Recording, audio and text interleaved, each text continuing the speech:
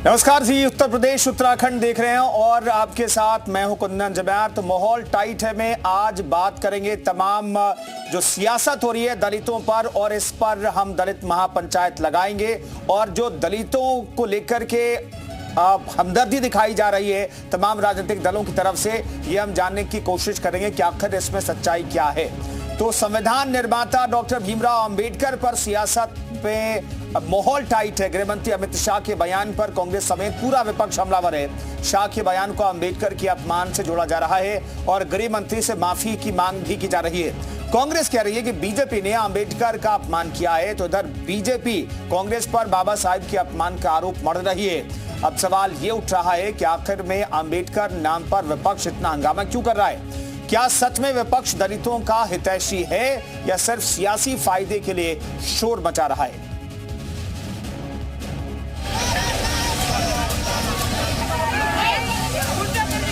संसद में बाबा साहेब अंबेडकर पर गृह मंत्री अमित शाह के बयान के बाद सियासी उफान आ गया। सरकार की सफाई के बाद विपक्ष के तेवर नरम नहीं पड़े।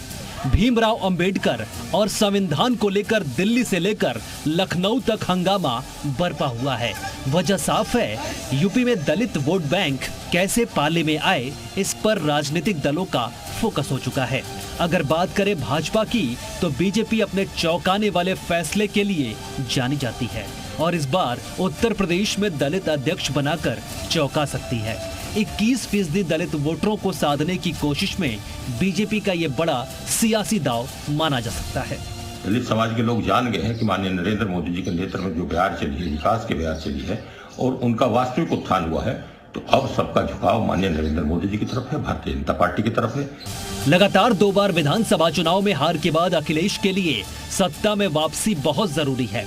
अखिलेश बखूबी जानते हैं कि सिर्फ एमवाई से नैया पार नहीं लगने वाली है। सपा भी अंबेडकर के सहारे अलग अलग कार्यक्रम नए साल से करने की तैयारी कर रही है। अखिलेश जी ने अभी कुछ वर्ष पहले ही दलित समाज के लिए समाजवादी पार्टी में अंबेडकर वाहिनी को बनाया, जिससे हम उन लोगों को सहभागिता दे सके, उन लोगों की आवाज को उठा सके। संसद में उग्र प्रदर्शन कर सुर्खियों में आई कांग्रेस पर अंबेडकर के नाम पर दलितों को साधने की कवायद में लगी है। कांग्रेस अब नए सिरे से दलित सम्मेलन करने की योजना बना रही है, जिसमें तनुज पुनिया, पीएल पुनिया जैसे दलित नेताओं को आगे रखा जाएगा। पिछले 10 सालों में दलित समाज पर सबसे ज्यादा अत्याचार हुआ। कांग्रेस पार्टी लगातार दलितों के हित में लड़ाई लड़ रही है और तमाम ऐसी घटनाएं हैं जिसमें भारतीय जनता पार्टी और दूसरे राजनीतिक दल बेनकाब हुए। दलित वोट खिसकने की तस्वीर देखते हुए बसपा प्रमुख मायावती ने भी प्रेस कॉन्फ्रेंस कर खुलकर भाजपा और कांग्रेस पर भड़ास निकाली थी, जिससे अब पूरे देश में इनके अनुयायियों में जबरदस्त गुस्सा व आक्रोश व्याप्त है और ये कहे गए शब्द इनको जल्दी ही वापस ले लेने चाहिए। उत्तर प्रदेश में 2027 में विधानसभा चुनाव होने वाले हैं। इन चुनावों को लेकर सबसे ज्यादा फोकस दलित वोट पर है, इसलिए हर दल इस वोट पर काबिज होने की कोशिश कर रहा है। ब्यूरो रिपोर्ट, जी मीडिया। तो बाबा साहब के नाम पर लगातार सियासत हो रही है। कोई सियासत चमकाने का आरोप लगा रहा है, कोई कह रहा है दलितों का सबसे बड़ा हितैषी वही है। इस पर बातचीत करने के लिए तमाम मेहमान हमारे साथ मौजूद हैं। हमारे साथ आम लोगों के साथ प्रयागराज कुंभ से साधु संतों के साथ मोहम्मद गुफरान मौजूद हैं।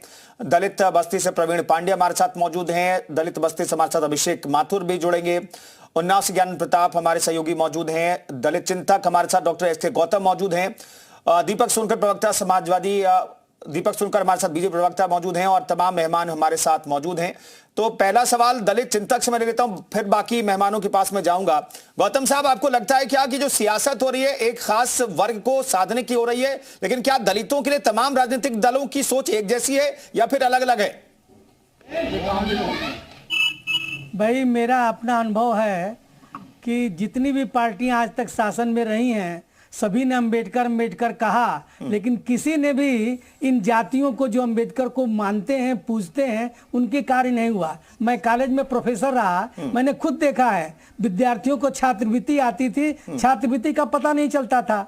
इसके अलावा तमाम ऐसी योजनाएं सरकार लाई है, हॉस्टल बनाया, लेकिन उसमें जाइए तो कोई व्यवस्था नहीं। लेकिन आज जो वर्तमान में सरकार है, मैंने अपनी आंखों से देखा है कि हॉस्टल बड़े सुंदर हैं, लड़कों के पढ़ने की व्यवस्था समुचित है, टीचर की व्यवस्था की गई है, उनको स्कॉलरशिप दी जा रही है। कम से कम जो पैसा आ रहा उनके लिए उनके खाते में तो जा रहा है, पहले जाता ही नहीं था, धन आवंटन होता था, लेकिन पिछली सरकारों में वो पैसे छात्रों के खाते में नहीं आते थे। मैं प्रमाण दे सकता हूं। तो इसलिए जो ये बात उठाई जा रही है, ये वोट की राजनीति की केवल अंबेडकर के ऊपर जितना काम अल्प समय में इस सरकार ने किया है, बताइए गांवों में जो लोगों को घर मिल रहे हैं, शौचालय बन रहे, किसी ने सोचा आज तक? शौचालय की बात औरत कहां जाए, इतनी बड़ी बात मोदी सरकार ने किया या योगी सरकार ने किया, उसको कोई ध्यान दिया? आज तक इतनी सरकारें आई, किसी ने भी ध्यान नहीं। तो दलित समाज जो है केंद्रीय गृह मंत्री अमित शाह की टिप्पणी से आहत तो नहीं है गौतम जी? वो गलत है सर, वो गलत है। मैं बताऊं आपको, एक बात खबर होती थी कि पहले होता था गांव में, खबर संदेश के माध्यम से आता था। खबर ये थी कि पिताजी अजमेर गए हैं और खबर पहुंची पिताजी आज मर गए हैं। तो वही हाल है। अंबेडकर तो कर किया उन्होंने कहा कि भाई जिस तरह से ठीक है गौतम जी, आपने बहुत महत्वपूर्ण बात कही। हमारे साथ ज्ञानेंद्र मौजूद हैं और लोगों की मौजूदगी उनके साथ है। बाकी मेहमानों का रुख करें उससे पहले ज्ञानेंद्र का रुख कर लेते हैं। ज्ञानेंद्र, इस पूरे मामले पर जिस तरीके से सियासत हो रही है और अमित शाह की टिप्पणी को किस तौर पर लोग देखते हैं? जी बिल्कुल कुंदन, आपको बता दें कि बाबा साहब का जो एरिया है वो बड़ा व्यापक है। देश को सबसे बड़ा उन्होंने गिफ्ट संविधान दिया है, और खासकर अगर दलितों की बात करें तो उनके लिए बाबा साहब की विशेष आस्था है। वो बाबा साहब को भगवान की तरह पूजते हैं। हमारे साथ इस समय जो लोग मौजूद हैं वो दलित उससे ही ताल्लुक रखते हैं, और इनसे हम बात कर लेते हैं कि इनका क्या नजरिया है। ठीक है, जो अमित शाह का बयान आया और उसके बाद जिस तरीके से पूरा प्रदर्शन विपक्ष कर रहा है, इसको किस तरीके से देखते हैं आप? बाबा साहब हमारे भारतीय संविधान के निर्माता भी, और उनका हमारे देश में सभी समुदायों के प्रति जो सभी समुदायों में एकता का उन्होंने सूत्र पिरोया था, और सभी को सामाजिक अधिकारों का निर्माण किया, एक नींव रखी, आधारशिला रखी। दूसरी चीज, हमारे यहाँ पे तो अभी बयान माननीय अमित शाह जी के बयान को लेकर जो भी चीजें चल रही हैं, उससे तो पता नहीं बयानों को तोड़ा या मरोड़ा गया, क्या हुआ क्या नहीं, ये वास्तविक ना हम जानते हैं कोई और। जहाँ पे हमारे वर्तमान में सभी लोग खड़े हुए हैं, देखा सुनी तो सभी लोग कहते हैं, बट जो सरकार जो वर्तमान बिल्कुल जैसे क्या भावनाएं आहत हुई हैं क्या दलित समाज के इस बयान को आने के बाद? बिल्कुल भावनाएं आहत हुई हैं। मैं आपको बताना चाहता हूं, आज दलित समाज जो है बाबा साहब को ईश्वर से ज्यादा मानता है, क्योंकि देवता का मतलब होता है देने वाला। बाबा साहब ने मुझे अधिकार दिया, बैठने का अधिकार दिया, उठने का अधिकार दिया, पानी पीने का अधिकार दिया, धन रखने का अधिकार दिया, व्यापार करने का अधिकार दिया, यहाँ तक अंगूठा छाप होते हुए भी देश का राजा बनने का अधिकार बाबा साहब ने दिया। तो देने वाले को देवता कहते हैं, और वो दलित समाज के लिए हमारे मसीहा से ज्यादा है, और उन्होंने मेरे मसीहा का मजाक बनाया है। कभी ये दलित समाज उनको माफ नहीं करेगा, अमित शाह को माफी मांगनी पड़ेगी। बिल्कुल आपको बता, जैसे उसके बाद जैसे अमित शाह जी का बयान आया है संसद में, उसके बाद जिस तरीके से विपक्ष सब प्रदर्शन कर रहा है, इस प्रदर्शन को आप लोग कहते हैं कहीं ज्यादा दिखावा तो नहीं हुआ? ऐसा कुछ नहीं। बाबा साहब भीमराव अम्बेडकर के प्रति गृह मंत्री अमित शाह का जो बयान है वो उनकी मानसिकता को दर्शाता। पहले वो पेट के अंदर था, वो खुल के आ गया है। ठीक है ज्ञानेंद्र, मैं लौटता हूं आपके पास। दीपक सुनकर जी हमारे साथ वही लोग हैं जिन्होंने दीपक सुनकर साहब, क्या ये मुद्दा जो है आप लोगों ने दलितों के लिए जो काम किया, आपकी सरकार ने काम किया, उस पर भारी तो नहीं पड़ता दिखाई दे रहा है? एक टिप्पणी बहुत ज्यादा भारी तो नहीं पड़ती दिखाई दे रही है?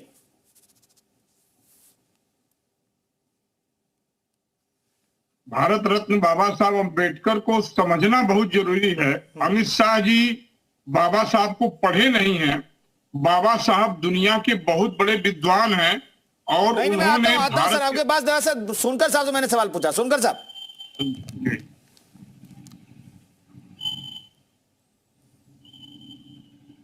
जिस तरीके से आज किसी भी बयान को तोड़ मरोड़ कर जनता के सामने रखा गया, संविधान के नाम पर जनता को गुमराह करना गया, और लगातार जिसने लगातार बाबा साहब का अपमान किया हो, आज वो सम्मान की बात कैसे कर सकता है? जिन्होंने हमेशा से उन जिन दलित समाज के मूलभूत अधिकारों को दूर रखने का काम करा हो, जिन्होंने गरीबी को हटाने की बात करी हो वो गरीबों को ही हटा दिया हो, जिन्होंने दलितों के समर्थन की बात करी उनको दलितों को गर्त में जाने का काम करा हो। कांग्रेस सरकार के कार्यकाल में जब आपातकाल की स्थिति हुई थी तो कितने दलित नेताओं के साथ अत्याचार किया, कितने दलित समाज के साथ अत्याचार किया। मुझे भी याद है कि 80 के दशक के अंदर बिहार के बेलची के अंदर जब 14 लोगों को नरसंहार किया गया तब उस पर किसी का कोई जवाब नहीं आया, किस कांग्रेस की कोई कार्रवाई नहीं करी गई। यहां तक कि जब इंदिरा गांधी जी वहां जाती हैं तो इंदिरा गांधी जी हाथी पर बैठ करके वहां भ्रमण करती है। उनको दलित समाज से अछूत करने का बात, मैंने दलित समाज से उनको छुआछूत का परहेज होता है। तब जिस तरीके से आज जो लोग दलितों के हितैषी बन रहे हैं, अगर आज समाजवादी पार्टी पीडीए की बात करती है तो पीडीए क्या है? ये पीडीए परिवार डेवलपमेंट अथॉरिटी है, जिन्होंने परिवार को डेवलपमेंट करने के अलावा किसी दलित समाज की चिंता नहीं करी। कितने नेताओं को, दलित नेताओं को नेतृत्व देने का काम किया। यही समाजवादी पार्टी थी जिन्होंने दलित समाज के प्रमोशन के आरक्षण पर रोक लगाने का काम किया। यही समाजवादी पार्टी थी जिन्होंने बाबा साहब के पार्कों को तोड़वाने का काम किया। यही समाजवादी पार्टी थी जिन्होंने बाबा साहब की मूर्ति को तोड़वाने का काम किया। यही समाजवादी पार्टी थी जिन्होंने 2014 के अंदर हमने देखा था बहराइच के अंदर किस तरीके की घटनाएं हुई, मुजफ्फरनगर के दंगों को भी हमने देखा। और सबसे ज्यादा उत्तर प्रदेश के अंदर आप रिकॉर्ड उठा करके देखेंगे, समाजवादी पार्टी के कार्यकाल के अंदर उत्तर प्रदेश में सबसे ज्यादा दलितों के साथ अत्याचार हुआ। उन गरीबों की, दलितों की, शोषितों की, गरीबों की जमीनों को छीनने का काम किया। ओम प्रकाश जी हम इस पर जवाब देंगे, लेकिन उससे पहले कानपुर की जनता से भी सवाल कर लेते हैं। मैं दीपक सुनकर से मैं आता हूं कानपुर की जनता से। प्रवीण पांडे सवाल पूछिए, ये जो मामला चल रहा है दलितों का हितैषी और हमदर्द दिखाने और बताने और जताने की जो कोशिश हो रही है, उसे आम लोग कैसे देख रहे हैं? जी बेशक, चूंकि तमाम लोग ऐसे होते हैं जो सिर्फ मतलब समाचार तो नहीं देखेंगे, मतलब सब्जेक्ट को नहीं देखेंगे, लेकिन झंडा लेके आगे बढ़ जाते हैं। क्या सोचते, क्या लगता है जिस तरीके से अमित शाह ने राज्यसभा में बयान दिया उसको लेकर क्या सोचते हैं आप? हम लोग जो है एससी हैं और हमारे संविधान में जो भीमराव अम्बेडकर जी ने किया है, जिससे हम आज सर उठा के जी रहे हैं, लेकिन उनको ये सब भाषण नहीं देने चाहिए थे। क्यों कि हम लोग क्या जीना चाहते नहीं, या हमको जीने का अधिकार नहीं है? हमको उन्होंने जीने का अधिकार दिया है। ये लोग जो कह रहे हैं, ये जो अमित शाह जी, ये इनको ये भाषण नहीं देने चाहिए थे। क्या हम लोगों को उनकी देन है जो भीमराव अम्बेडकर, माननीय भीमराव अम्बेडकर जी ने जो हमको अधिकार दिया है, जिससे हम जी रहे हैं। आज हमको जीने का अधिकार दिया है। हमारे बच्चे बलिदान हो रहे हैं कि दरअसल अमित शाह जी ने क्या बयान दिया है? भाई बाबा भीमराव साहब हमारे भगवान हैं, क्यों आज उन्हीं की वजह से आज हम यहाँ कुर्सी बैठे हैं। अच्छा, अमित शाह जी ने जो बयान दिया वो मालूम है क्या बोला उन्होंने? अमित शाह जी ने जो बोला है कि इतना भगवान का नाम लेते तो शायद 7 जन्म तक वो हो जाता आपका, मगर ये मेरे भगवान हैं। मैं भगवान से बढ़ के मेरा क्यों आज जो भी कुछ हूँ मैं सिर्फ उनकी बदौलत हूँ। आज मैं कुर्सी बैठा हूँ उनकी वजह से बैठा हूँ। चलिए, आप क्या सोचते हैं जिस तरीके से अमित शाह ने राज्यसभा में बयान दिया उसको लेकर क्या सोचते हैं आप? राज्यसभा में बयान क्या दिया? आज भारतीय जनता पार्टी ने जो है सबसे ज़्यादा अंबेडकर को, जहाँ वो जन्म उनका हुआ, उनके स्टेचू उनको बनवाने का काम किया है। ये जो कांग्रेस पार्टी जो अपने आप को कह रही है, सबसे ज़्यादा अपमान करने का काम कांग्रेस पार्टी ने किया है बाबा साहब अंबेडकर को। तो ऐसा कुछ नहीं, सबसे ज़्यादा आज अगर भीमराव अंबेडकर के कार्यों को या उनके सपनों को पूरा कोई कर रहा है तो भारतीय जनता पार्टी कर रही है। और 19 सेकंड का जो भी वीडियो आया है और बस गोल मोल दिखा रहे हैं, मेन मुख्य रूप अमित शाह जी का जो नहीं दिखाया जा रहा, वो भी मैं निवेदन करता हूं आपके चैनल के माध्यम से, जो उन्होंने शुरू से आखिरी तक जो भी बात कही है वो जनता पूरे देश पूरा देखना चाहता है कि अगर भारतीय जनता पार्टी के यशस्वी नरेंद्र मोदी जी ने आज अंबेडकर जी को सपने का पूरा करने का साकार किया है, घर घर उनकी योजना को पहुंचाने का काम किया है, एकमात्र पार्टी है भारतीय जनता पार्टी है। क्या लगता है 18 करोड़ जो पूरे देश में दलित लोग हैं, क्या उसकी राजनीति के लिए प्रोपेगेंडा हो रहा है? पूरा देश में जो विपक्ष पार्टियां विरोध कर रही है कांग्रेस पार्टी का, तो ये आपको तो मालूम है, आपके चैनल के माध्यम से जानना चाहते हैं, कभी दलित को यूज किया, कभी किसी को यूज किया। उनके पास सिर्फ लड़वाने का काम है। आज जो भारतीय जनता पार्टी की गाइडलाइन चल रही है वो सिर्फ दलित को, पिछड़ों को, वर्ग को आगे बढ़ाने का काम है। प्रवीण, लौटता हूं आपके साथ। लोग हैं और लोगों की बात हमने सुनी है। हमारे साथ समाजवादी पार्टी प्रवक्ता ओम प्रकाश अम्बेडकर जी भी मौजूद हैं। ओम प्रकाश साहब, इस पूरे मामले पर समाजवादी पार्टी जो है कांग्रेस के साथ हो लिए, कांग्रेस ने इस मामले को लीड करने की कोशिश की और फिर आप साथ में हो लिए, लेकिन दलित कि आपके साथ जुड़ रहे हैं। बड़ा सवाल यह है सर, देखिए ऐसा है कि बाबा साहब अंबेडकर भारतीय संविधान के निर्माता हैं, करोड़ों दलितों के वो जो है मसीहा हैं और छूतोद्धार आंदोलन के नायक हैं, और वो हमारे भगवान हैं और भगवान से भी ऊपर हैं। हमारे राष्ट्रीय अध्यक्ष माननीय अखिलेश यादव जी ने कहा कि बाबा साहब अंबेडकर भगवान है। प्रश्न इस बात का है कि भारतीय जनता पार्टी का एकमात्र उद्देश्य है कि समाज को गुमराह करके भारतीय संविधान और आरक्षण को समाप्त किया जाए। माननीय अमित शाह जी देश के गृह मंत्री हैं और पार्लियामेंट के अंदर वो ललकार रहे हैं कि एक ट्रेंड चल रहा है अंबेडकर अंबेडकर अंबेडकर, ये चल रहा। माननीय अमित शाह जी को ये मालूम होना चाहिए कि बाबा साहब अंबेडकर 32 डिग्री और 9 भाषाओं सहित दुनिया के बहुत बड़े विद्वान हैं। कोलंबिया विश्वविद्यालय ने जांच कराया कि विश्व में सबसे बड़ा कौन विद्वान है। बाबा साहब अंबेडकर की मूर्ति कोलंबिया विश्वविद्यालय के गेट पर लगी है।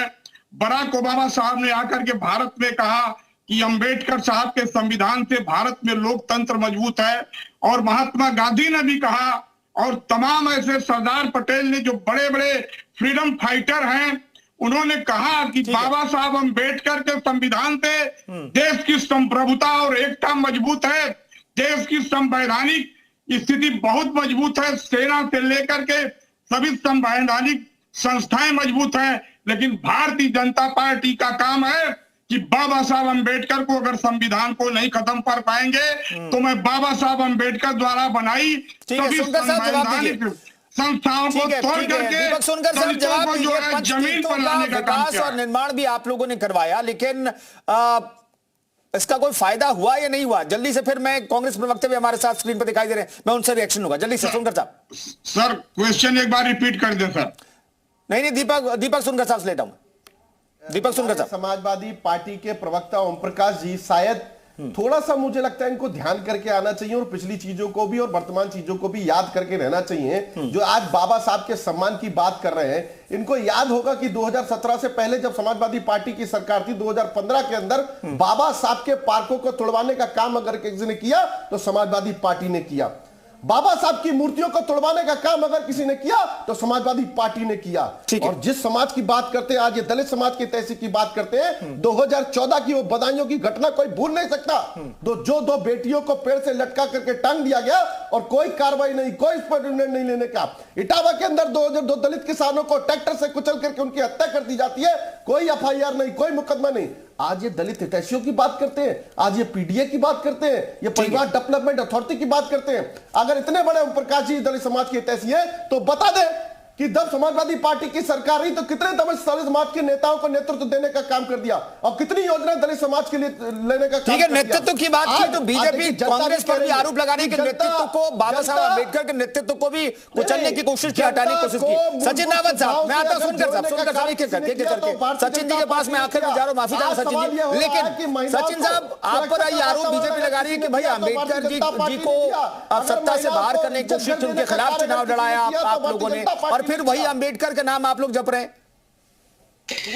देखिए कुंदन जी, बहुत ही महत्वपूर्ण विषय है अंबेडकर जी। बात की बात तो नहीं है। तौर पे देखिए देखिए निश्चित तौर पे लगातार संविधान को, बाबा साहब भीमराव अंबेडकर के नाम को भारतीय जनता पार्टी बदनाम करने की कोशिश करती है। पहले ये लोग राष्ट्रपिता महात्मा गांधी जी को गाली देते थे, पंडित जवाहरलाल नेहरू जी को गाली देते थे। अब पता नहीं अंबेडकर जी से इनको इतनी दिक्कत क्यों है। अमित शाह जी का अगर पूरा बयान सुनिएगा, उस बयान में स्पष्ट तौर पे उन्होंने दलित समुदाय का मजाक उड़ाने का काम किया है। और निश्चित तौर पे मैं कह सकता हूं कि ये अमित शाह जी के जो दिल में है वही आरएसएस के दिल में है, वही भारतीय जनता पार्टी के दिल में है। जो उन्होंने उजागर कर दिया है कि दलितों से इनको इतनी घृणा क्यों है, संविधान से इनको इतनी घृणा क्यों है। जब श्री राहुल गांधी जी ने सदन में मनुस्मृति पे सवाल उठाया, उसी समय कहा ये संविधान की देन है, बाबा साहब की देन है, दीपक जा रहा हूं, तब भारतीय जनता पार्टी के लोग अपनी छाती पीट रहे थे।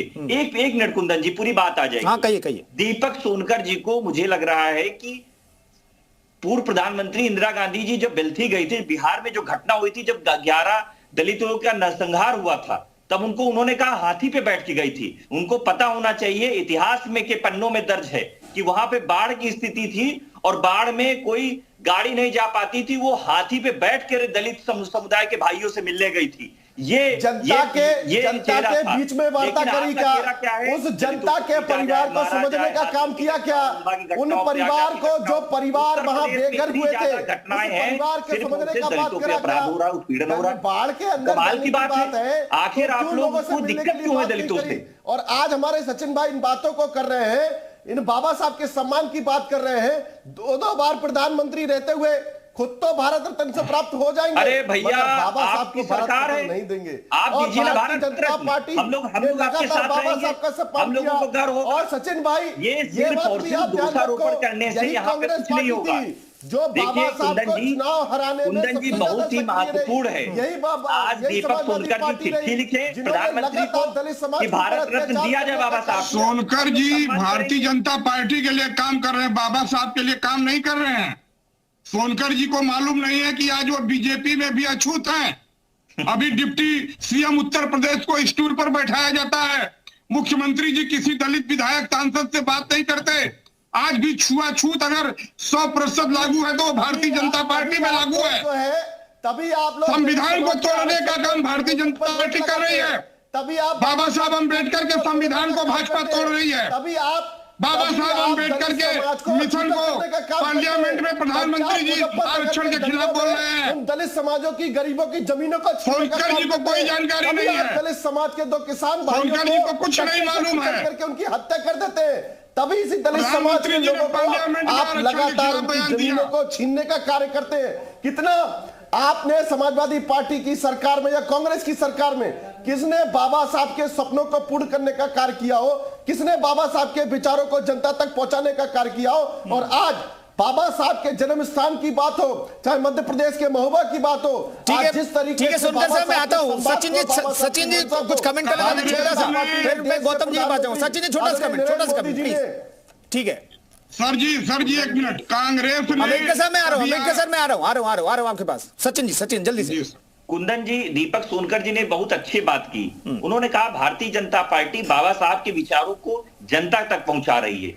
बाबा साहब का ये तो विचार नहीं था कि हाथरस में जब दलित बेटी के साथ रेप हो, रातों रात उसकी लाश को जलवा दिया जाए। उम्भा में जब दलितों की जमीन अरे मेरे भाई 2014 का बदायूं कांड भूल जाते हो क्या? 2013 का बहराइच कांड भूल जाते हो क्या? एक छोटा सा फाइनल कमेंट 10 सेकंड में। एसके गौतम साहब क्यों भूल जाते हो? किसने बेहतर काम किया दलितों के लिए, ये काउंट होगा कि नहीं होगा? जल्दी से गौतम साहब। दिल में बाबा साहब के प्रति नफरत है, वही दीपक सोनकर के दिल में बाबा साहब की नफरत है। 70 साल उन्होंने शासन किया, कितने प्रधानमंत्री, कितने राष्ट्रपति दलित बनाए, कितने। ठीक है, बड़ा सवाल है गौतम साहब उठा रहे हैं और इस चर्चा के लिए वक्त थोड़ा कम है। बहुत बहुत धन्यवाद तमाम मेहमानों का इस चर्चा में शरीक होने के लिए। तो दलितों का सबसे बड़ा हमदर्द, हितैषी और दलितों के लिए काम किसने किया, इस पर हम चर्चा कर रहे थे। फिलहाल इस खास पेशकश में इतना ही रुकेंगे। एक छोटी